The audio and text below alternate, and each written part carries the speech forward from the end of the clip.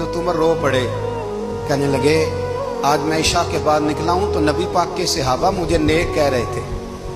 फिर मैंने बच्चों की माँ से और बच्चों से भी पूछा है, वो भी मुझसे राजी हैं। पर उजाफा, तेरे साथ नबी पाक राज की बातें करते थे, सच बता कहीं उमर का नाम मुनाफिकों में शामिल तो नहीं? सच बता, उन मुनाफिकीन में तो शामिल नहीं, कहीं ऊपर ऊपर से तो नहीं सारा कुछ? हजरत उजाफा बिन यमान कहते हैं मैं बाप के मरने पे इतना नहीं रोया जितना उमर के सवाल पे रोया।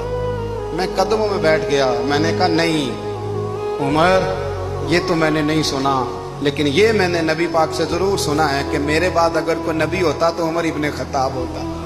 ये मैंने अपने कानों से सुना है कि उमर जिस गली से गुजरे शैतान रास्ता बदल जाता है। ये मैंने अपने कानों से सुना है कि 950 साल हजरत जिब्रील जनाब उमर की शान बयान करें तो फिर भी बयान नहीं हो सकता। ये मैंने